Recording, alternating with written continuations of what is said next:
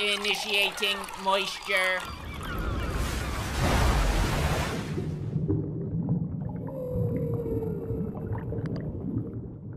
Welcome to the Moist Meter. Today we're looking at Ready or Not, a new dark comedy, thriller, horror, I don't know, fucking genre tags don't really mean much of dick anymore these days. It's a movie about a woman marrying into an extremely wealthy family that has a fucked up tradition where they perform a ritual, and it ends with them playing a game of hide and seek where the family tries to find and kill her to complete the ritual, or else the family believes they'll die from a curse. Not all too dissimilar from Holes, with the Yelnats family believing they're cursed because their great-great-grandfather didn't carry that woman up the hill to drink from water and pee or something, and now they're cursed to make shoes that smell like shit with bad luck.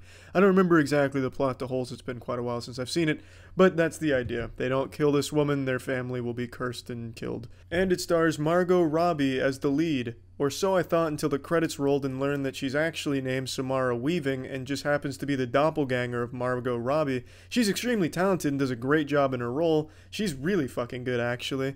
But man, I was extremely blown away when I learned that's not fucking Margot Robbie, because it's like one-to-one. It's like a cloning project. It's absolutely wild how similar they look, at least in my opinion, and when you watch them on screen.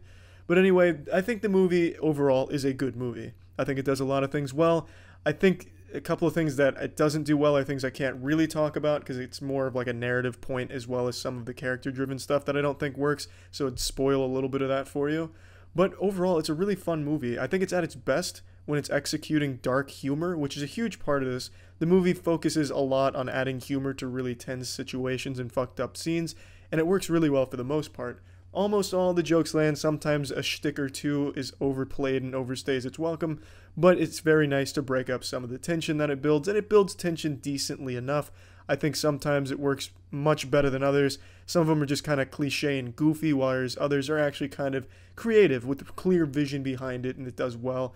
I don't think at any point it ever gets you on the edge of your seat, you know, about to fucking lactate and shit your pants or something, but it's enough to keep you constantly interested in rooting for the main character.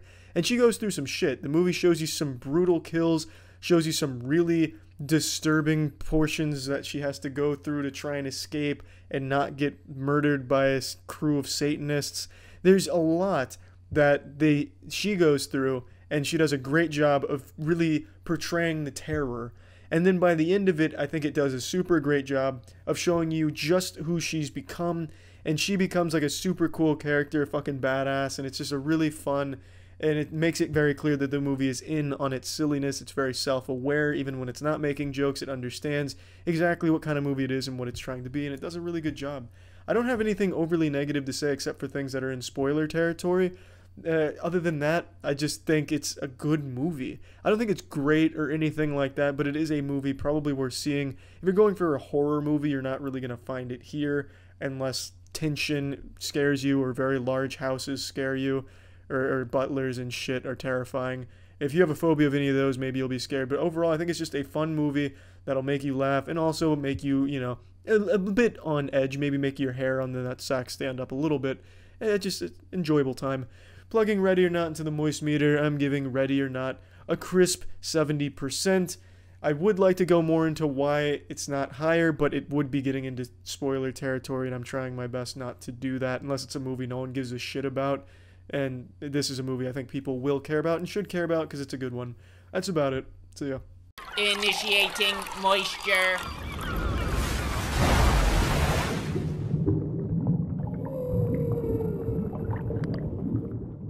Scary stories to tell in the dark. How fucking nostalgic. Just that sentence alone is enough to remind me of the old days of the Scholastic Book Fair, short spiky hair, and leather jackets guaranteeing you pussy.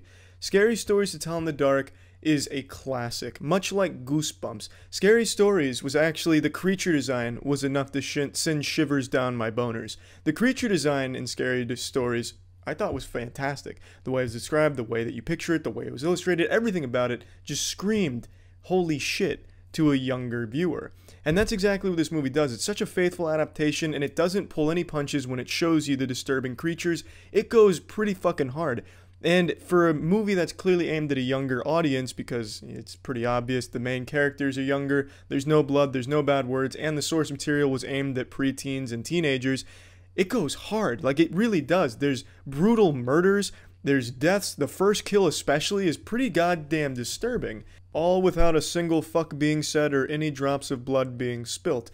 It reminds me a lot of something like Are You Afraid of the Dark or Courage the Cowardly Dog. Like, Courage has a whole bunch of horror elements thrown into it that are actually terrifying to a younger viewer like me, you know? Shit your pants scary, piss in your own mouth. It's horrifying stuff as a child, as a young viewer. This movie has that same sense where if you're younger, you're probably going to be pretty fucking creeped out by it. But even as you're older, while you might not be having nightmares about it or anything like that, or calling your mom at 2 a.m. scared, you can still appreciate it because it's still really fun and it does a great job, just like Courage or Are You Afraid of the Dark? Now, to be honest, I don't know what kids find scary or anything these days. I'm not exactly going around during Halloween and trying to scare kids and getting disappointed when they're not afraid or anything. I don't know what's scary to them. I feel like kids growing up in this day and age probably won't find this very scary, to be honest, because if you just mistype something on Google, you might end up seeing like an ISIS beheading video. There's a lot more access to genuinely horrifying shit. And even on YouTube, you can find unintentionally horrifying family-friendly content. Spider-Man butt-fucking Elsa's brains out in a bathroom. Things definitely can disturb kids by pure accident that they don't mean to, and it probably makes them not afraid of something like Scary Stories to Tell in the Dark. I don't know. I'm just spitballing because I feel like with all that access, they probably aren't going to be that afraid of it. But from my perspective, as a younger person, I know I would definitely be afraid of it. 100%. And I enjoyed it as a 25-year-old man. I thought it did a great job, and there were some actually pretty creepy moments in here. Some gross out shit that I thought worked well, and I just really had a lot of fun with it. The characters were good. I really enjoyed most of the characters. I thought some of them were pretty underutilized, so when they did die or go missing, you didn't really feel much for them because you didn't really know them all that well. Like, shit, it was pretty easy to forget some of the names, to be honest. It's just, I feel like could have done more with some of the characters. And other than that, there's just nothing I can complain about. I really enjoyed it. The atmosphere that it built was great. The set design was great. And I really can't go hard enough on how much I enjoyed the creature design. Maybe it's just because I am familiar with the source material. So seeing that brought to life on the big screen was nice. But I don't know, I just really liked that. And I know there's a lot of CG moments in here that don't land, like especially in the bathroom scene in particular. A lot of the CG just kind of looks a little Jimmy Neutron-y, a little goofy. But I mean, I wasn't expecting it to be incredible or anything like that. I wasn't even expecting it to be good, but I walked away really liking this movie. So plugging Scary Stories to Tell in the Dark into the Moist Meter, I'm giving this bad boy a crisp 70. I liked it a lot, and I hope it does well, because I'd love to see more of the classics adapted like that. I thought it was a really good attempt, a good job, really well executed, and I had a lot of fun. Jackson, I wanted to change the score. I think 70's a little low because I really didn't have anything bad to say about it, but I don't know if 80's right either, but I really liked it, so I'm going 80. So just go ahead and take the 70 out and place this in there. Plugging this shit into the Moist Meter, I'm giving Scary Stories to Tell in the Dark an 80%. I think there's a lot to like about it. That's it. So yeah. Initiating moisture.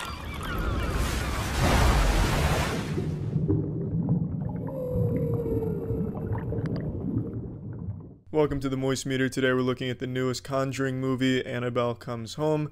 Now, I didn't know this, but I just looked it up. Warner Bros. Was locked in a $900 million lawsuit with the person who originally wrote the stories that The Conjuring is based off of, and the only way Warner Bros. Was going to avoid paying $900 million to this guy for copyright shit was if they proved ghosts were real. And I didn't realize this, but they wrapped it up in 2017 at the end of it, and I had no fucking idea because I was waiting for this like super team power-up like Marvel Avengers Endgame style where they bring in Zack from Ghost Adventures, Zack Big Dick, you know, the demonology guy with Ghost Adventures, and bring them all together to prove ghosts were real so they didn't have to pay nearly $1 billion. But it turns out they ended up settling out of court, which is the most underwhelming conclusion to a $900 million lawsuit where ghosts being proven real was on the line. It's just so fucking upsetting that I was really disappointed. This entire segment here is unrelated to Annabelle Comes Home because the movie doesn't talk about it, unfortunately. But I just thought that was so interesting because that lawsuit, I was really looking forward to seeing how they tackled the ghost thing, but they ended up not doing it. They didn't bring in Dib from Invader Zim or anything. They just settled it out of court, which is super fucking boring. That should be a crime in and of itself. Anyway, Annabelle Comes Home. It's not bad. I don't think there's really any bad movies in the Conjuring franchise except for The Nun. The Nun was just so fucking boring, but this isn't. This movie's good. I think the Conjuring movies are always just fun for the time you're watching them. Nothing special about them, nothing wildly creative, but executed decently enough. The characters in this movie I actually really liked. I thought Bob was a really strong character, Daniela as well. I thought the characters, and I also like the story where Daniela goes into the Warrens' house while the littlest girl is being babysat by her friend, and she starts touching shit and releasing all types of spirits, and then they have to battle all types of different spirits. It's like a Scooby-Doo episode in a certain sense, and it's fun. I like that plot line. But it's just so silly and nonsensical with these horror movies when you start to break them down, because at every step it seems like the demons and evil spirits want you to succeed. For example, in this movie, they're trying to get the Annabelle doll back in the case, and literally the entire movie is the demons leading them to the Annabelle doll and letting them take the Annabelle doll multiple times. For example, Mary Ellen, one of the main characters, comes face to face with a demon or with an evil spirit that's killed a bunch of people and wants to kill her. And she just gets the Annabelle doll from it and walks away. They just let that shit happen. They're much more invested in making loud noises occasionally than actually stopping them from being sealed again. I just don't really get that in horror movies. The Conjuring does this shit all the time. They have so many opportunities to just stop them or kill the people, and they just let them go. In this movie, it's just insane how many times that happens. A fucking demon comes face to face with the little girl and then just lets her leave. Literally like But again, the main focus is on jump scares, so when it gets quiet, something will fall over, make a loud noise, and you'll go, But even that's not super effective in this movie. They don't do it overly well. The guy next to me fell asleep like 2 or 3 times and was snoring, which was super fucking disruptive, and I hate that kind of behavior. If you're that goddamn tired, just leave. But I mean, it still illustrates that it wasn't great with its horror if you couldn't even keep the old man next to me from falling asleep and choking on his own spit. It wasn't a bad movie, though. Like I said, I did enjoy it, and I didn't regret my time with it. I do think when it did try and build tension, it didn't land most of the time, but when it did, I was satisfied with it. I also really like all of the different spirits and all of the different conduits for evil that were in there. I like that aspect. I thought that was well done. And yeah, it wasn't a horrible movie. It wasn't great. Just a pretty standard average horror movie for the modern age. Plugging this shit into the moist meter, I'm giving Annabelle Comes Home a crisp 50%. Beautifully average. Nothing great about it. Nothing awful about it. Nothing to really regret when seeing it. Kind of fun. That's about it. So yeah. Initiating moisture.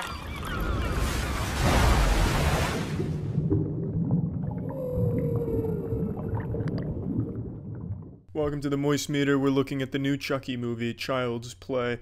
Chucky as a concept is one of the very few horror concepts that genuinely unnerved me growing up, and even to this day, there's still some remnant of, yeah, it's kind of a creepy idea. Just that fucking haunted killer doll shit. Dolls are scary, man. And as a kid, I had a bunch of, like, dolls that I'd get as gifts as, like, a baby and stuff. And those dolls, I'd always have to, like, second guess, like, is he spying on me? Is there a knife in that doll's asshole or something? That's not stuffing, that's probably blood. All because of the whole idea of Chucky. So, although I never watched them growing up, the Chucky movies had a profound effect on what I found scary at the time. And I'm actually happy to say this movie is actually pretty decent. It is a good slasher movie. I thought it'd just be a cash grab going off of the Chucky name. Just like I thought Toy Story 4 would be a cash grab. Neither one of them seemed to be. This one justifies its existence. It's a fun movie. It does things pretty differently and pretty creatively. I had a good time with it. The only complaints I have about the movie are just the ending is pretty anticlimactic. There's some shit in here that's just a little too goofy to believe. It's just, and I understand you're supposed to suspend disbelief, but they spend like a decent portion of time showing that Chucky is like a lumbering fucking idiot when it comes to getting from point A to point B. He walks like Forky from Toy Story 4 for some of the movie, and then towards the end of the movie, he's sprinting around faster than a fucking speeding bullet. He's like the Flash. But I mean, it is a good thing because it'd be kind of boring and a little underwhelming if you're being hunted by Chucky to have him kind of like Penguin walking his way towards you like he was at the beginning of the movie. So it's good that he somehow learned how to get around like a fucking cheetah, but never really a progression to it. He just all of a sudden he knows how to turn into the shadows and sprint around really quick and slash at ankles with a knife, which is fine. All the character performances were pretty good throughout, especially from the younger actors. I thought they did a pretty decent job. No really great standout characters or anything like that, except for Mark Hamill voicing Chucky. But again, a fun slasher movie. The deaths in it are creative and gory. They didn't really pull any punches there. Some of the humor, the dark humor, lands pretty well. and I didn't expect that. I thought it'd be kind of lame, shoehorned in shit, but it does a good job with dark humor. And I also really like how Chucky becomes evil. This isn't a spoiler, it happens literally immediately. It's just a overworked man turns on the evil switch. For some reason, all of the Chucky models, the Buddy dolls, come with an evil parameter that's by default turned off. And all you had to do is change the value from evil no to evil equals yes, and then they become evil. So, I mean, that was kind of goofy fun. Really, the whole movie is fun. I don't think it's a great movie or anything like that, but I think it's a very fun and good slasher movie that'll probably have you smiling. It's not going to have you scared. It's not scary, and I don't think it even really tries to be. There's like 2 attempts at a jump scare, and then maybe 1 or 2 scenes where it tries to build up tension, but then the rest of it's like dark humor, comedy, slasher kills, and stuff like that, and that's when it's at its best for sure. So plugging this shit into the moist meter, I'm giving Child's Play a 70%. I enjoyed it, have very few complaints. By no means do I think it's a really good horror movie or anything like that. It's a very fun slasher movie, though, that I think most people will be satisfied checking out. As fans of the Chucky franchise, I think it does well enough on its own to justify this soft reboot, and it's a good movie. I enjoyed it. So yeah. Initiating moisture.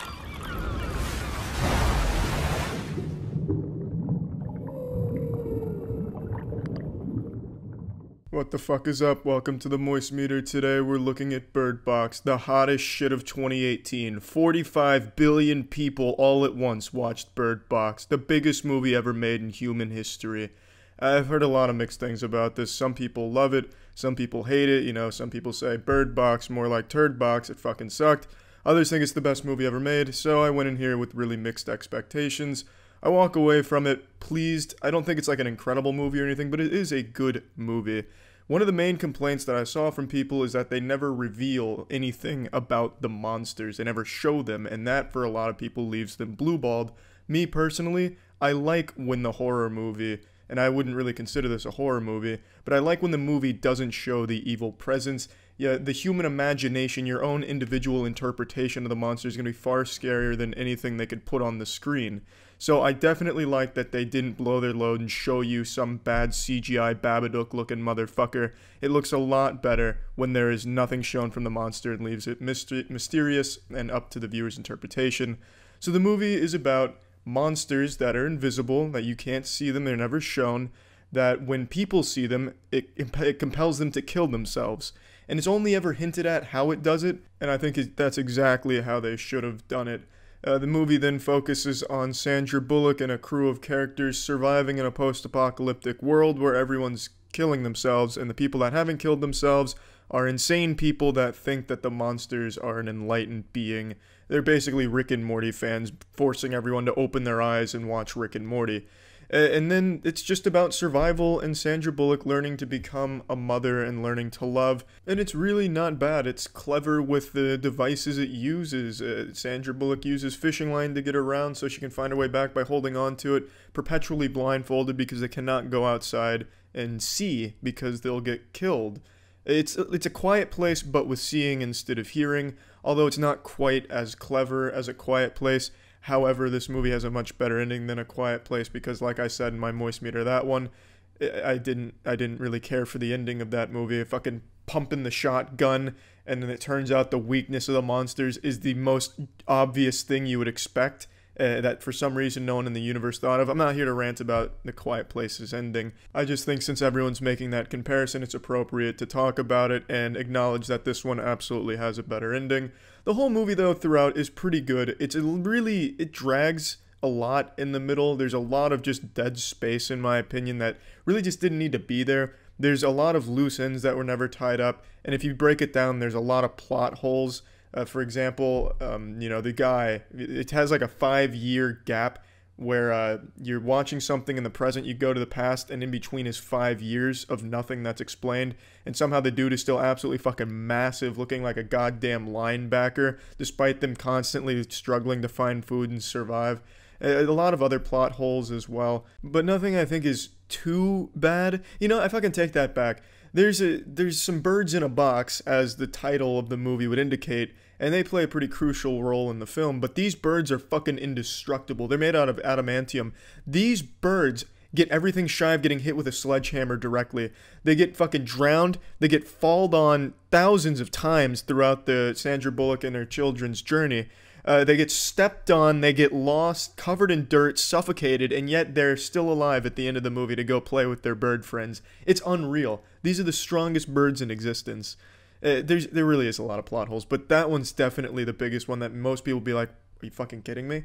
Now, most people are bringing up fan theories and shit. I'm not exactly going to toss my condom into the ring of fan theories about this movie because I don't like to dive into spoilers, but I'm just going to say, and this is a bit of a spoiler, I really don't subscribe to the idea that the monsters are a metaphor for social media. To explain, most people are saying that this movie is all about the dangers and evil of social media, how the monsters serve as the anonymity of people online, and then when you see the hostile social media in the movie, which is the demon, it makes you so sad you kill yourself. So it's speaking to how social media is making people kill themselves by making them very sad and being mean to them. I think that is the worst explanation for the metaphors in this movie, and if that is confirmed by the director, I will openly say this is the stupidest fucking movie I've ever seen in my whole life. That would make no sense in the movie, and I think that is really grasping at straws for clicks online, and I don't know why so many people think that that's applicable to this movie and an actual explanation for shit. There's for some reason this big movement that every movie is secretly about social media being evil. I don't really get it.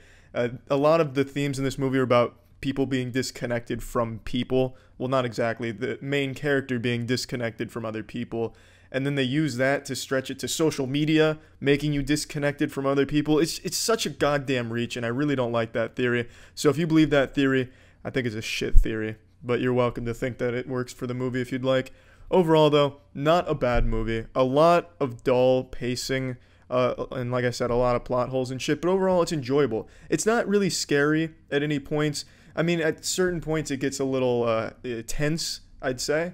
But it's not an amazing thriller or anything like that. Let's plug this shit into the moist meter. I'm going to give Bird Box a 70%. I always enjoy when a movie does try to be different and it's smart with its gimmick. The gimmick here being you can't go outside and see. And I think they did it pretty well for the most part when they did venture outside, how they combat the universe they're in. Overall, I thought it was clever, but dragged and didn't always be clever. There was a lot of dumb shit that happened as well. Probably worth seeing, though. Doesn't live up to all the hype, but not a bad movie. That's it. See ya. This episode of the Moist Meter was brought to you by Honey. Initiating moisture.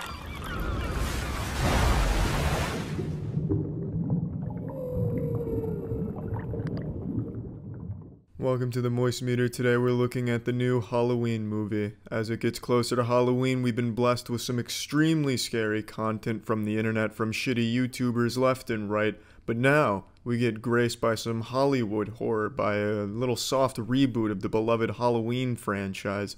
I went into this not expecting much, but I'm a huge fan of slasher films, and I was pleasantly surprised by how great of a slasher this movie is. It's a lot of fucking fun. And one thing I want to say right away, John Carpenter, who did the score for this, absolutely fucking killed it. It's got the iconic Halloween soundtrack, and it's got a lot of other great shit here. It's fucking great. The score of this is fucking great. Carpenter annihilated it. Got me hard as a fucking rock. The movie, overall, is just really good. Really fucking well done. Michael Myers is as terrifying as ever. He's just like a fucking Frankenstein's monster. You can't move past like one speed, which is a menacing walk. He moves slow as a motherfucker, just moves around like an extremely drunk man trying to pass a field sobriety test in front of a police officer, but not doing a great job of holding it together. But somehow it always works for Michael Myers because he's always positioned perfectly to not be seen and be able to strike optimally. So the man's fucking omniscient. And it's really fucking cool to watch unfold. There's a lot of kills in this movie, a lot of creative kills as well. You've got Jamie Lee Curtis and then Michael Myers, who God knows what the fuck goes on and what his motivation is. And Jamie Lee Curtis is this paranoid survivor of his, and she has one purpose in life, which is to kill him. So she's raised her daughter to be just like an assassin as well, and her daughter resents her for it. All of the characters in here are fucking great in my opinion. The only character that I'm not 100%, go team on was Karen, who was the daughter of Jamie Lee Curtis. I thought she was just kind of a boring character who didn't really bring much to the table. It seemed like kind of a phoned-in performance. She had one cool scene where she fires one bullet, and that's about it. But other than that, she doesn't really contribute much, and she doesn't really seem to give much of a shit about the whole situation. But overall, the movie is really well done. It really is. There's some really fucking cool scenes here, very well shot. The framing on some of them is something I took big notice on because I really liked how you'd have to guess where Michael Myers was in the vicinity because you knew he's not going to be like fucking hiding under the bed or something because the man can only stand up straight like a fucking corpse that's somehow standing up straight. So you're always guessing where the fuck is he standing, what is he doing? But there are a few complaints I have about this movie, and they mainly revolve around horror cliches, which is stupid characters. Jamie Lee Curtis, for the most part, is a very smart, competent character making smart decisions. But until the end of the movie, then she makes the stupidest fucking decisions I've seen in a while.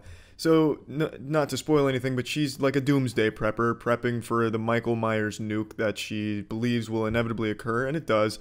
And she's created like an underground. Also, when she's hunting Michael Myers in the house, she has a weapon, a good weapon, and then she's looking around for him, and she has good ideas of where he is. Like, she'll find a closet with like blood on it because he was bleeding, and instead,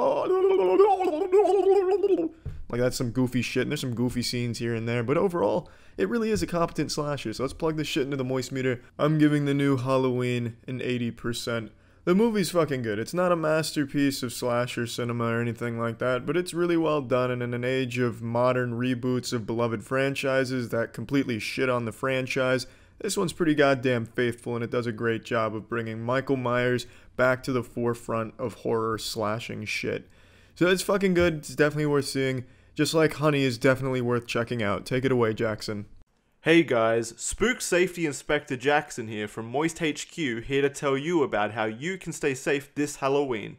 Our thorough research has concluded that 99% of demons only want one thing, and that's for you to use Honey to save big bucks at online stores.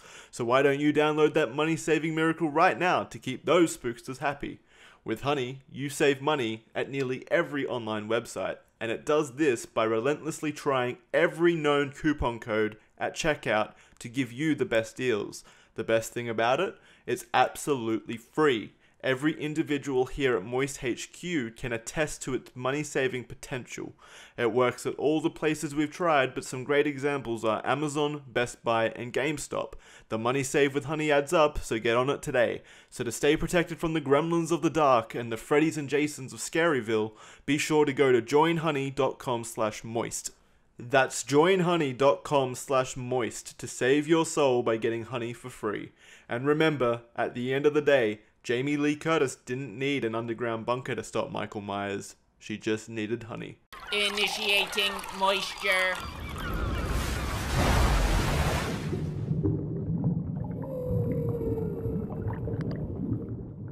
Welcome to the Moist Meter. Today, let's take a look at my butthole and then also talk about Hellfest. Hellfest is a new movie that came out today about, well, you know, Hellfest, which is Halloween Horror Nights on the big screen, basically.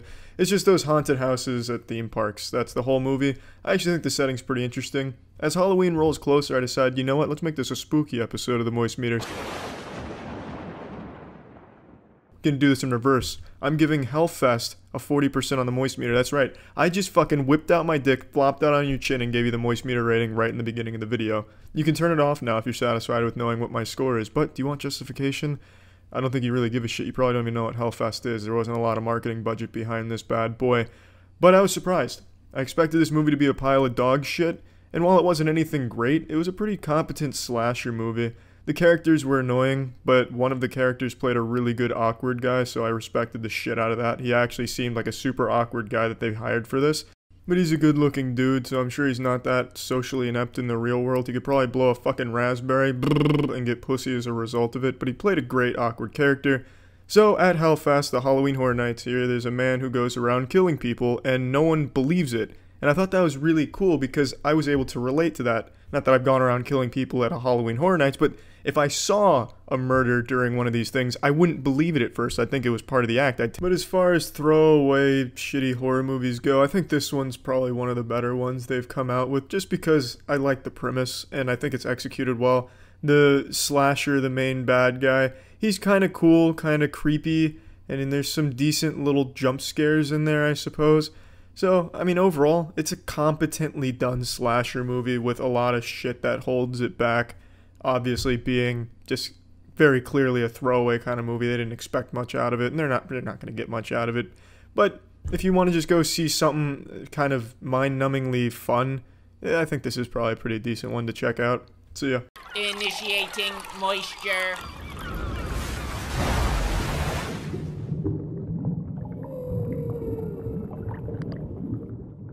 Welcome to the Moist Meter. Today we're looking at Searching. I went into this movie with no expectations. It's not that the trailers made me think it was going to be a bad movie or anything. It's just incredibly generic. It had Sundance on it, which basically every movie made now has Sundance on it. It doesn't mean anything. It's not like a stamp of quality or anything. Every movie and its grandmother's tits have Sundance plastered on it, so that didn't impress me or anything.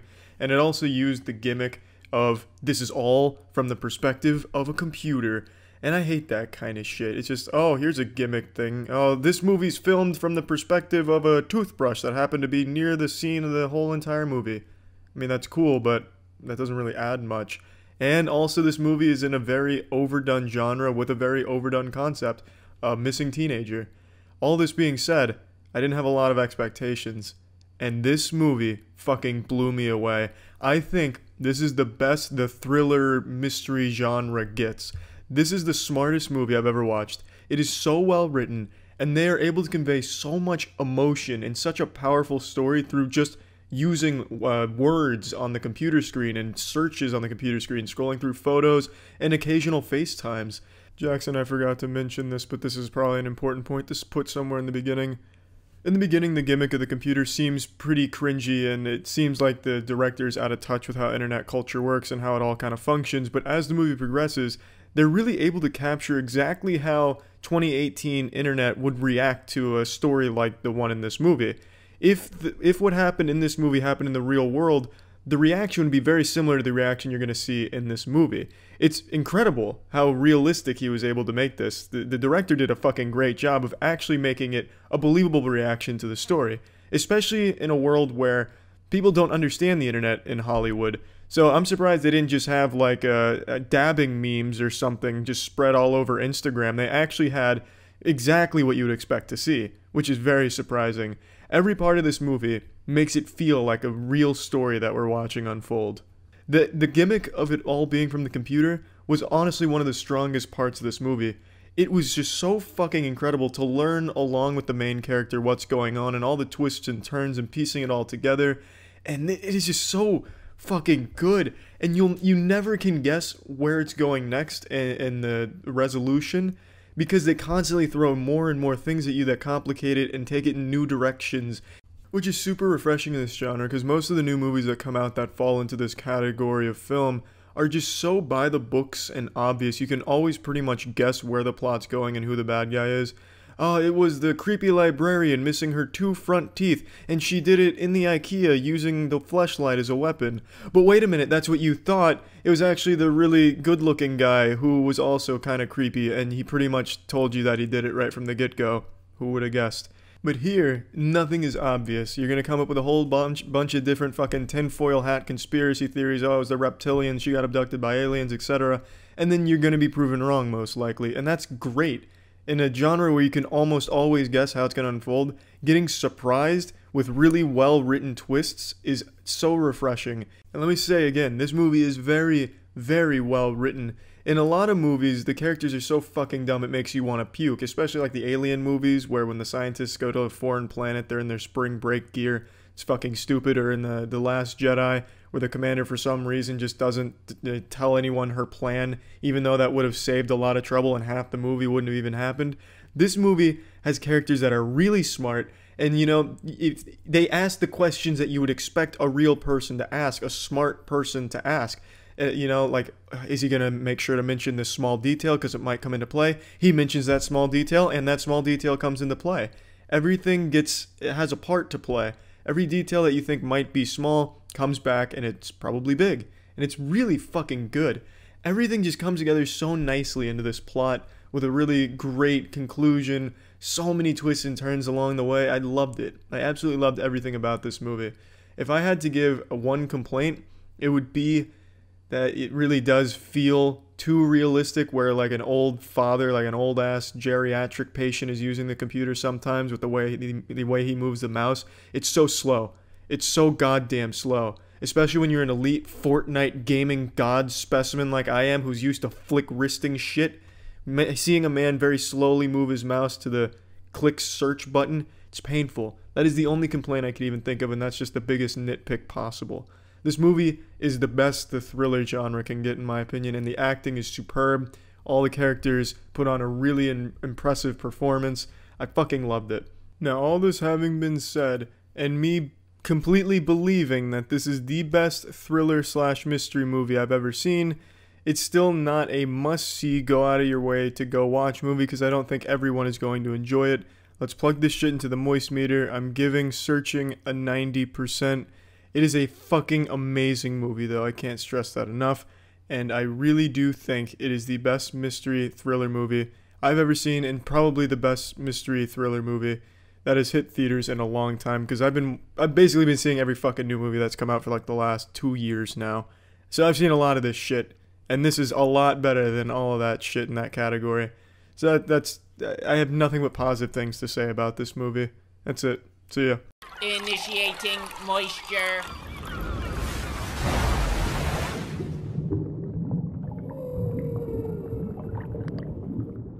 Welcome to the Moist Meter. It's time for the scariest legend ever to be discussed on this episode. Slender Man. Yeah, you remember that thing from 7 years ago that used to be popular, where there was hundreds of games getting pumped out of assholes daily on Steam? Yeah, you remember how that died out like 4 years ago? Well, it's back, and it's as bad as ever. The Slender Man movie is fucking horrendous. It's just not good. I don't know why they decided to release a Slender Man movie in 2018, and it hasn't been popular since 2011. If they had done this in 2011, even 2012, they could have got away with, it would have been a huge success. It still wouldn't have been a good movie, but it would have been a lot bigger, because I saw this opening day, obviously, and there was almost no one there. Unsurprisingly, because who gives a fuck about Slender Man anymore? Not even kids care about Slender Man, I doubt. You don't see any of those clickbait douche tubers making those clickbait videos titled, Don't FaceTime Slender Man at 3 a.m. I've never seen one of those, so they're not even clickbaiting Slender Man anymore, and yet they're going to release a big movie like this, and it's bad. Let's just go ahead and talk about it. So, it's just bad. Yeah, I mean, that basically says everything you need to say. A little fun piece of trivia, though. Joey King, who was the lead actress in Wish Upon, which was a horror movie that I put on the Moist Meter a couple years back, which has the second lowest score in the history of the Moist Meter, is in this movie as well. She's in this movie too. And this movie is gearing up to be just in that bottom shithole pool of Moist Meter scores as well, because it's not good either. And I'm not saying she's the reason these movies are bad. I don't think she's a bad actress. I think she's an alright actress. But man, she picks some fucking stinky shit shows of horror movies to star in. But anyway, I mean, it's as simple as it gets. You know, it's 4 girls. They were literally watching porn 1 second, and then they're like, let's summon Slender Man, because that's apparently like a fun pastime in that universe. So what they do is they type in Slender Man, go on the Slender Man wiki, and they find a link to a summon him YouTube video for Slender Man. So they watch the YouTube video on how to summon Slender Man, and lo and behold, Slender Man shows. You know, just like the Bloody Mary thing, you put a penny on your sink, you spin around 3 times, say Bloody Mary, and next thing you know, you got 5 fingers in your asshole. Happens in this movie. So you get Slender Man there, and he's systematically breaking the minds of the 4 girls and killing them, abducting them, and that's really about it. There's nothing of value here. There's nothing of substance. I don't know how often people sit around and watch porn together, but that was pretty jarring, I guess, as like a, you know, this is what people do these days kind of thing. Maybe I'm just getting old, but I don't watch porn with my friends, nor have I ever really gathered the group around to watch some porn together. But, you know, that's kind of a crucial plot point here, because it led to the Slender Man entering the world. It's just fucking bad. It's better than Wish Upon, though, because it at least tries to do some horror things with jump scares. The jump scares don't work at all. Nothing about this movie works. Slender Man's not scary. Everything he does isn't scary. It's just not good. It's fucking poopy. It's shitty stink shit. I mean, I just don't know how to get that point across anymore. Like, I don't know what else to say about it. They use the most generic stock horror sound effects. They use the most generic shots. The shittiest plot that, you know, let's just plug this shit into the Moist Meter. Slender Man gets a 15%. you'll notice that's higher than Wish Upon because, like I said, it at least tried to do horror shit, whereas Wish Upon just kind of, yeah, I guess it just kind of existed. I really have nothing to say about that. This is better than Wish Upon. That's the best compliment I can give Slender Man, and that should go on the back of its Blu-ray box. That's the best compliment this movie's gonna get. See ya. This episode is brought to you by the fine folks at Dollar Shave Club. Initiating moisture.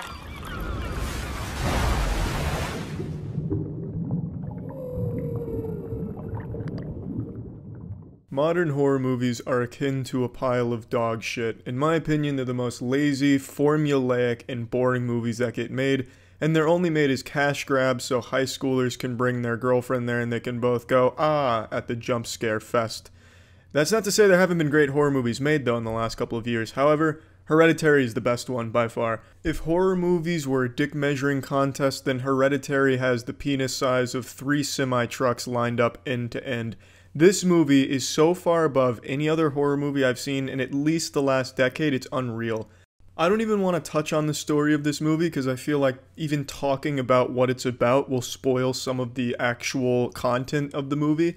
But I'm going to say this movie has the most amazing story I've ever seen in a horror movie right up until the last 10 minutes of the movie. The last 10 minutes of the movie really just drop trouser and take a hard shit on everything that was built up to that point. I really was upset with how they finished off the movie, but everything up to it was nothing shy of a horror masterpiece. The story is a very unnerving one, and it's going to show you a lot of things that are uncomfortable to look at, which get taken to the next level by the performances of the actors here. Absolutely amazing acting in this movie, and that's not something I particularly care about. I don't really pay a lot of attention to it. I'm not grading by, oh, he didn't raise his eyebrows when he was supposed to be super surprised. This is horrible acting. 10 points off, and I'm never seeing this movie again. Boycott this movie because I didn't like his micro-facial expressions. That's not something I care about, but when the acting is this good, it's something I think everyone notices, because it really made the characters alive. It made it seem like you were watching a real family go insane and have all types of incredibly disturbing shit happen to them. It was jaw-dropping. I've never seen acting like this in a movie, and especially not a fucking horror movie where everyone's just a cardboard cutout of the most boring two-dimensional character imaginable. This was amazing. Everyone fucking killed it in their role in this movie. The next part that makes this movie so great is they don't have this over-reliance on jump scares like every other mainstream horror movie does. There are a couple of jump scares here, but they're used sparingly and appropriately, and they're not the main scare. The scariest thing about this movie, the scariest things you experience here is the psychological shit of what the family's going through, and you feel like they're actually going through it because of the performances, and some of the shit you see. Some of the things are just disgusting to look at parts. And that's exactly how horror should be. It shouldn't be like a, did I scare the shit out of you? You know, that's not scary. That's, oh, okay, you made a loud noise. Obviously, it's going to startle me a little bit, but at the end of the day, that's just goofy and dumb. Here, it actually uses real, scary shit, which I can always appreciate. Up until the end. Like I said, the last 10 minutes, take everything it did right, and then just kind of throw it into a toilet and ejaculate on it. But up until that last 10 minutes, everything here was unique, scary, disturbing, and just incredibly enjoyable to watch. Now I feel like I should absolutely mention the last 10 minutes and why I take issue with it.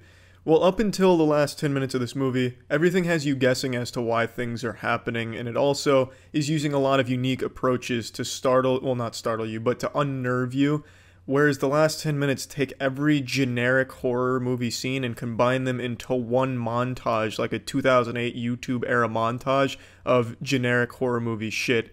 And it didn't land well at all. It was just kind of pathetic, in my opinion. And the explanation for why everything was happening was also kind of shit. They hinted at it building up to that, but I was hoping it wouldn't be as in your face and just downright silly to listen to when they explain it. Nor do I think they should have explained it right to your face like that. It took away a lot as well. But when I say it doesn't land well, the audience was laughing at some of the shit because they'd seen it all before. So when you see, for example, a scary thing looming in the background and just kind of floating away, I mean, it's nothing like, yikes, that's scary, that's new, I've never seen that, that's really startling and disturbing. It's not, because everyone's used to that. That's a generic horror movie shit. That had no place in this movie, because they hadn't done that at all in this entire movie right up until the end, and it just ruins a lot of it.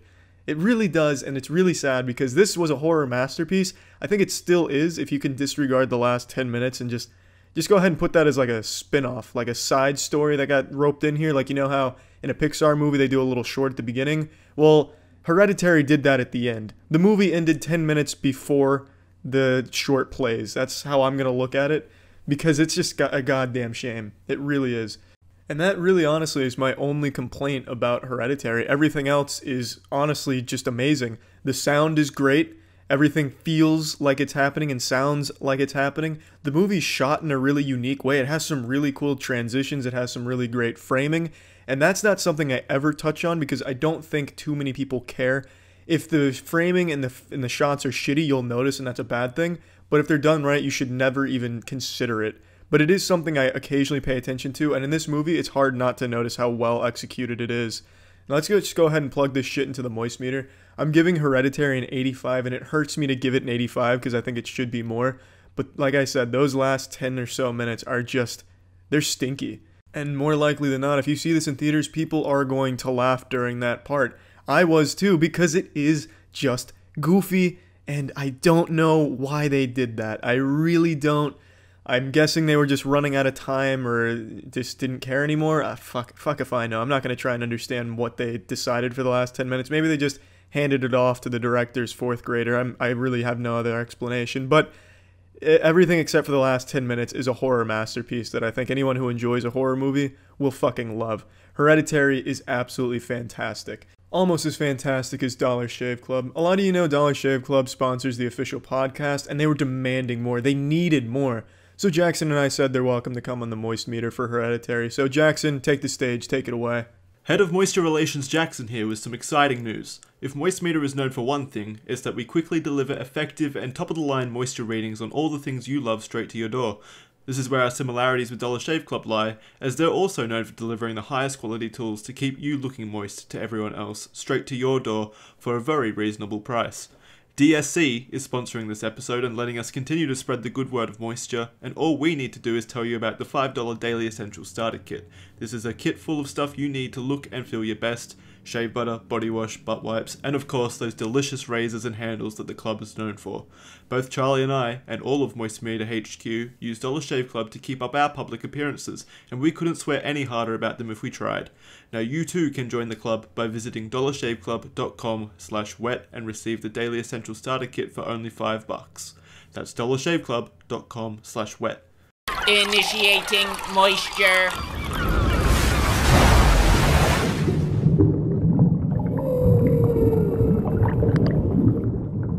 There aren't enough words in the human languages to accurately convey just how surprised I am that this Solo, a Star Wars movie, turned out to be as good as it is. I was incredibly ready to just write this movie off. I was fully expecting to just be a fucking urethral swab of a movie experience. I expected this to be horrible, and it was so far from that. I'd like to quickly touch on one of my biggest moist meter regrets. It was the Star Wars Last Jedi review I did.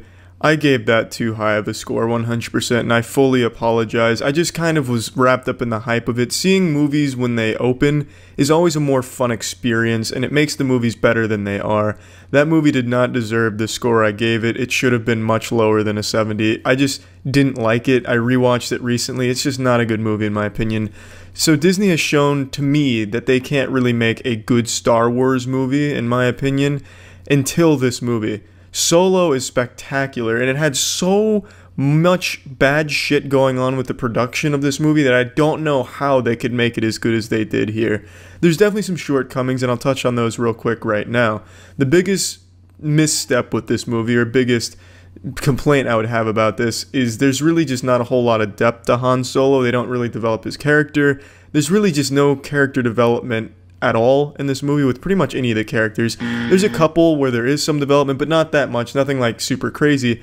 All in all, this movie just strived to be a fun adventure movie showing you Han Solo and beloved characters doing some cool shit with very few hard Star Wars tie-ins. They're not like jerking your dick off with Star Wars cameos and tie-ins, but they are here. But that wasn't the focal point. The focal point was making a fun, standalone movie with an enjoyable plot that wasn't convoluted or thrown in with a lot of unnecessary, useless plot ploys that are just lazy writing. It was just really enjoyable. Visually, I think it's the best Star Wars movie I've seen. The settings were great. The visuals were great. The sound was super fucking spectacular. The character designs. The character designs are the best in the entire franchise. I saw a lot of new aliens here I've never seen before, and they looked fucking cool. You'd have aliens that looked like 5 titties stacked on top of each other with a Rubik's Cube in the middle. There was some really cool looking alien species in here. And really just all of the shit in here was cool looking. They had like a space yacht that was really good, really good to look at. I mean, I have so few complaints about this, and I can't believe that. Because this is a movie I think almost everyone rolled their eyes at. Oh, here's Disney milking Star Wars. And by all means, they absolutely are by making this movie. But goddamn, the attempts at humor in this movie were fucking awful as well. Just insufferable attempts to make you laugh that I don't think anyone will laugh at. At least the theater I went to, no one did. The half-full theater for a Star Wars release, which is the first time I've ever seen that happen. So, The Last Jedi succeeded in one area, which is making everyone hate Disney Star Wars movies for good reason. But this is definitely their best one. Another bad thing about this movie is the characters. They also go with the same tired-out theme of rebellion with youngsters. It's just... that's just so played out and just, you know, just something you gotta roll your eyes at because you expect it, you get it, and it's kind of just underwhelming when you do. And the droid L337, elite gamer speak, elite nerds. Does anyone else nerd in the early 2000s? Elite. The worst character in the Star Wars franchise, beating Jar Jar Binks by a fucking mile. That's just a really bad character, no matter how you look at it. L337 is a horrible fucking character. I don't know how anyone could defend it. Okay, the droid was just awful. Awful droid. Really just not fun to watch on the screen. They really milked some beautiful premium nectar from this bitch here. They absolutely nailed this movie. It's the best Disney Star Wars they've made so far. Which is incredible because, like I said, they've had a lot of production problems here. I don't know how they managed to squeak this one out of their assholes, but they did. It's a very clean, non-stinky product. Someone that was working on this must have gathered all the Dragon Balls and made a wish. Hey, look, Shinron, I've got this real shit heap of a movie. Can we go ahead and turn this dumpster fire into something spectacular? Shinron said, no, he doesn't have that kind of power, but we can turn it into something pretty goddamn good. And they did. This is pretty goddamn good. It's nothing that you're going to have to go out and see, but if you're a Star Wars fan, I think you absolutely should see this, because it's the best Disney one so far. It's really fucking good. I have so few complaints about it, but there is some nitpicky things that I could pick apart, but it'd be spoilers. You really do have to suspend your disbelief in a lot of these parts, because apparently everyone understands how to fly every ship ever made, and everyone is so incredibly tech savvy that they can fix anything and understand every order given in a ship they've never seen before. So there's a lot of shit you have to just be like, okay, you know what, that's fine, I'll just let that slide. There's also a lot of people complaining that they didn't really stay true to the Han Solo character. They missed a lot of why he was such a big character and an important one and why everyone liked him. And I can agree to a certain extent, but Alden nailed it. That was the best casting choice for this they could have made. He did capture Han Solo as well as anyone possibly could, and you already knew Donald Glover was going to nail it because he shits out perfection these days. He's just great. Let's go ahead and plug this shit into the moist meter. I'm going to give it an 80%. It really is the best Disney Star Wars. It is really good. It's very entertaining, but keep in mind it is just an adventure movie at the end of the day. They don't really try and make some huge impact on the Star Wars universe or really add a whole lot to Star Wars. They just very clearly wanted to make a fun adventure movie with some beloved characters and have a self-contained story that was not affected too much by anything in any other Star Wars or really have that much of an effect on anything Star Wars related, except for obviously Han Solo and Chewbacca and Lando. But it is a very, very fun movie to watch. It is really just so goddamn surprising how good this movie is. Most people are writing it off, rightfully so. I did as well. But I think it is worth seeing. It's a good movie. So yeah. Initiating moisture protocol.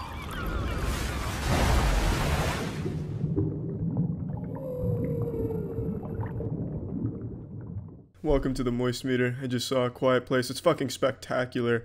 I just want to get right into this. Mainstream horror movies have sucked asshole for the last decade. Non-debatable. The horror movies have been so copy and pasted, so cookie cutter, just this overused fleshlight that's just been pounded by director after director, leaving you with the same shit every single time, the same load, basically.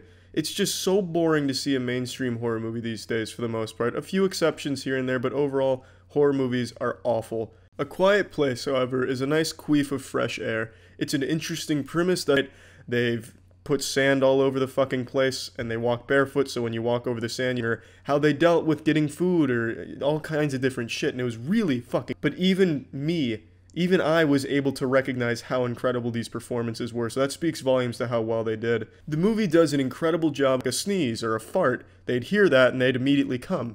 Absolutely no fucking contest. So let's plug this shit into the moist meter. I'm giving this a 90%.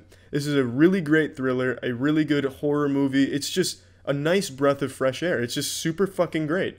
It really is worth seeing if you like horror movies or thrillers, whatever. It's just a fucking great movie. It's a short movie, it doesn't overstay its welcome, and it does a great job of conveying a story without using a whole lot of words. You really understand the characters, even though there's very little dialogue in this movie. Such a great fucking movie. That's it. See ya. Initiating moisture.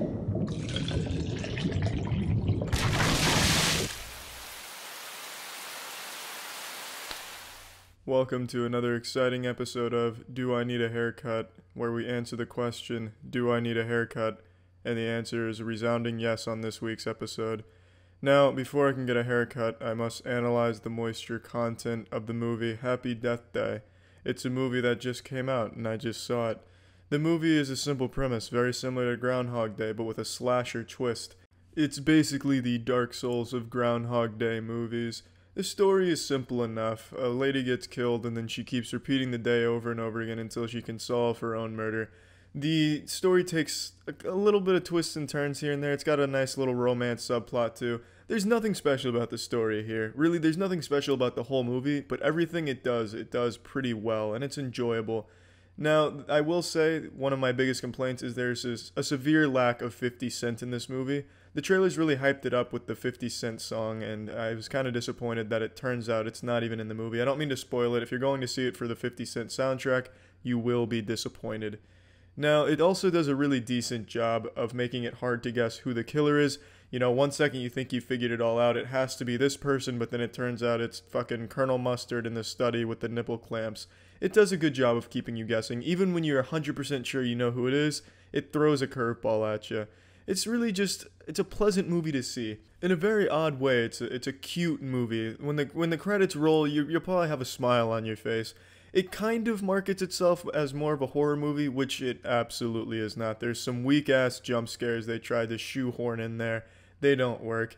The movie just does not work as a horror movie. It's this very, very kind of self-aware movie that it knows it's not doing anything special, but it's going to do it well. And it knows it's not special. It even makes a direct reference to Groundhog Day. And it's just a nice breath of fresh air. It's just, here's a movie that's not taking itself too seriously, and it's fun to watch. You know, the comedy bits weren't bad. The acting from almost all the characters was pretty good. Dialogue wasn't shitty. Everything just worked pretty fucking well. So I don't have a whole lot to say about this movie, other than I saw a ton of people going to see this tonight, Friday the 13th, because, you know, they think it's a horror movie. Let's go see something spooky for Friday the 13th. I have no doubt they're not getting what they're expecting.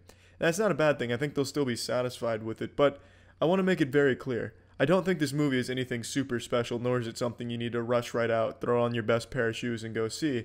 But if you're just looking for a fun movie, an even kind of cute movie to see, cute's not the right word, I wouldn't exactly take your grandparents and your children there, but just a laid-back movie to see, I would definitely recommend this one. There's just not a whole lot to say. It's just pleasant. This isn't at all me saying there's nothing wrong with this movie. There's definitely a lot of flaws here, the biggest one being when you do find out who the killer is, a lot of things with the story kind of just don't add up. It just kind of throws this monkey wrench in there where things just, the dots don't start connecting. You're connecting dots and you're just getting a big fucking dick on your piece of paper with the dots. And that's not that big a deal. Like, I even feel in the writing process, they notice that and they're like, you know, Franklin, you know, this doesn't work. Who gives a fuck? And, you know, it's a good attitude to have with a movie like this. Who gives a fuck? They did everything decent enough. The flaws in this movie don't really hold it back from being the best it could be in what it tried to do. So let's go ahead and blow out these candles here and wish that I was about 3 inches taller. So I'm going to plug this into the moist meter now. It is a 65%. There's really nothing special about this movie, but it is a movie that's just kind of fun to see. you're not gonna walk away from there like, holy shit, I just saw something big. You're gonna walk away saying, you know what, I enjoyed that hour and a half. And yeah, I mean, that really is all there is to say about that movie. So yeah. Initiating moisture.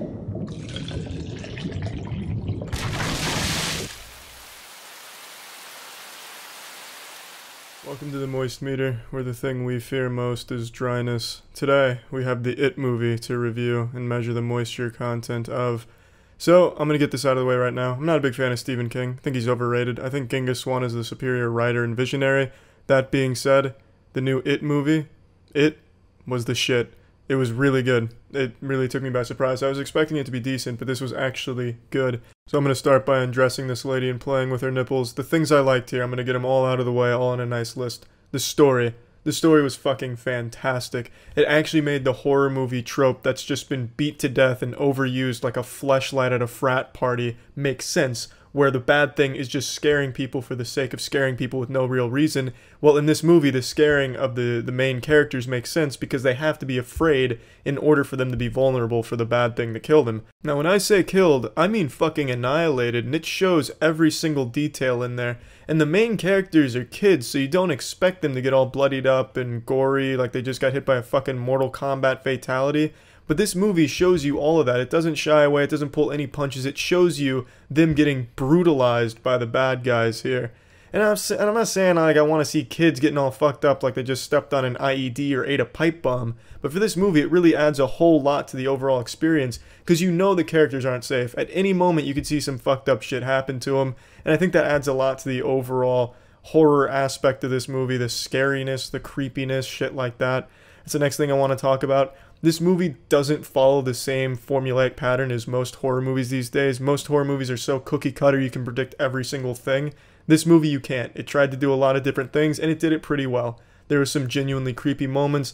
It did have quite a bit of jump scares, but I thought they were used pretty well. Not, you know, the usual shit where it's just super loud noises like a fucking umbrella opening at the camera and you feel silly for being startled by it. Albeit there were a couple of goofy ones in there that made me roll my eyes. But I liked mostly what they did for creepy and scariness things. But I didn't like all of it. I thought a lot of it fell very flat. For example, they had a little zombie bad guy in there, and he was just kind of goofy and felt a little out of place.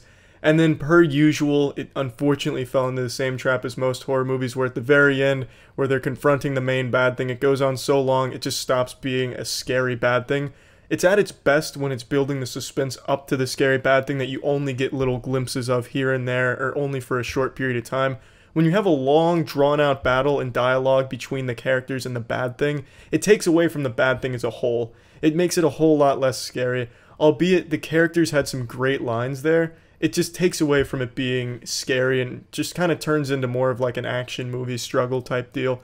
But, I mean, everything else leading up to that was just great. They did everything else great, and, you know, I don't know how else they would have ended it other than that. That's more of just a personal pet peeve of mine, where you have this frightening being that you've hyped up all movie. Oh, I'll eat your nose, I'll blow your bros, just something super scary, and then at the end, you have this showdown where it's just a conversation between the two of them, like a fucking student talking to a teacher after class about extra credit.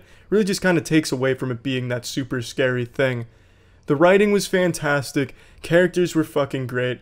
All of them, really. All of them were super well written. You start to like every single character for the most part. There's some weaker characters here and there, but the main cast is super great. Pennywise the Clown fucking nailed it. Bill Skarsgård or Asgard or fucking Thor Valhalla, whatever his last name is. Bill, you did a great job with Pennywise. If you're watching this, Bill, you fucking killed it in that role. And you're welcome to come on the official podcast. Soundtrack was pretty good. It's nothing super memorable, but I don't really always care too much about soundtrack. If it stands out to me, that's a huge plus, but if I don't really care too much about it, if it's just kind of in the background of everything, who cares? I don't go there for the soundtrack. It's not like I'm listening there looking for boner jams or anything. If it fits the movie, I'm happy. It didn't stand out to me as bad, so that's good. Let's go ahead and flush this down the moist meeting toilet. It's an 80%. I go into horror movies with the lowest possible expectations, usually thinking I'm just going to laugh during the movies, but this movie really stood out to me. It was an actual good horror movie. It's not perfect. Characters still do stupid shit like in every other horror movie, but in terms of horror movies where all of them are just pretty much ass balls of movies, just absolute urethral swabs to watch, this one was enjoyable from start to finish. And that has to say something. It was good. It was actually creepy, unlike a lot of horror movies. It didn't rely on the crutch of jump scares. It would show you some scary things, and it's just everything it tried to do, it did pretty damn well. And I definitely think it's worth seeing. So that's it. See ya. Initiating moisture.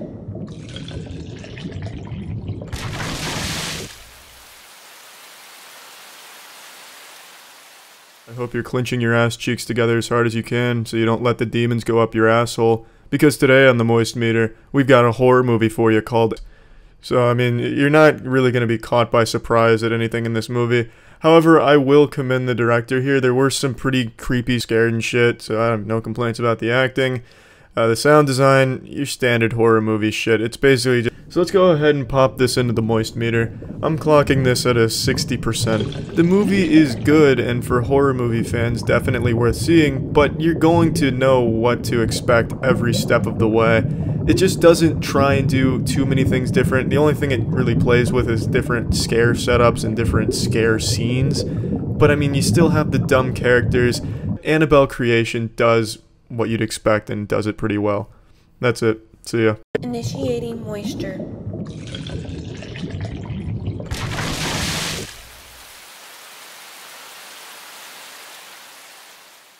Welcome to Moist Meter. Let's dive right in. I saw Alien Covenant. I've got a lot to say. I'm a huge fan of the Alien series, and even Prometheus, despite all of its shortcomings, there was a lot of problems with that movie. And I'm happy to say that Ridley Scott has taken all of that criticism from Prometheus and wiped his asshole with it. He has taken all of it, thrown it in the garbage, and said, fuck you. Every problem that existed in Prometheus exists in Alien Covenant. The main problem I have with this movie, and the same problem I had with Prometheus, the same problem everyone had with Prometheus, the scientists don't act like scientists. They're fucking stupid. They act like high school students going to a log cabin for a vacation. In the very first scene of this movie where they enter the foreign world, it's not the first scene, but in the beginning of the movie where they go into a foreign world, they don't even dress in spacesuits or anything. They're dressed like they're going on a weekend fishing trip. A strip club has a more strict dress code than what these scientists wore to a world they didn't even know. They didn't scan it or anything, they just assumed since it was like Earth, it'd be totally fine. On just an alien fucking planet, and it didn't even cross their mind to wear a helmet at least.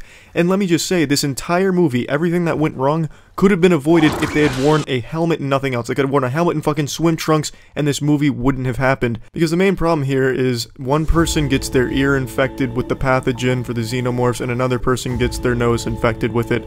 That could have been easily avoided with a helmet, something that should be pretty standard procedure for some advanced elite scientists, you know, something even a fucking 4th grader would think of. So the two people that get infected with the pathogen, you know, obviously they die and it leads to a lot of problems. They lose the escape vessel, all this type of shit. They meet David, you know, the same, it's just a whole cascade of bad shit that happens just because they couldn't put on a fucking helmet. Another thing that I think would be common sense for scientists is to not just touch everything mindlessly.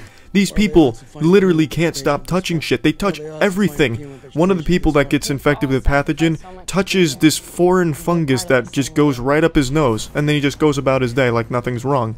Another person touches a fucking giant testicle pod holding the face hugger, and then unsurprisingly gets attacked by the face hugger.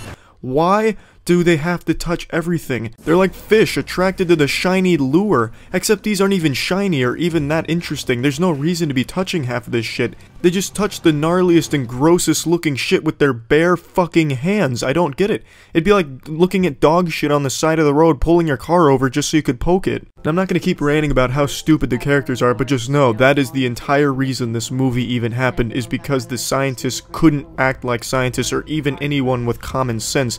They just acted like fucking zombies. It's hard to understand why Ridley Scott can't write some competent characters. But anyway, I will say that the story was interesting. I've always been a really big fan of the overarching plot. I find it to be a really fascinating concept. And this movie's major saving grace is Michael Fassbender. He is just absolutely spectacular. He plays 2 roles. He returns as David and also plays a new synthetic named Walter, and it's just, he does an absolutely outstanding job with both characters, and I truly believe David is probably one of my favorite movie antagonists of the last 10 years at least. I really just like him as a villain. I also, of course, really like the settings and the way everything looks in the movie. It all looks really breathtaking. The gore and shit's really convincing and disturbing. It's a Ridley Scott movie, you know, you get what you expect. You get gore, you get pretty settings, you get pretty looking shit. So I have no complaints in those departments, and I also thought the acting was really good. I thought all of the actors and actresses did an outstanding job playing their brainless vacuum cleaners. Now there's one scene in particular I want to point out, not in regards to good acting or anything, just a scene I think needs to be talked about, especially for me.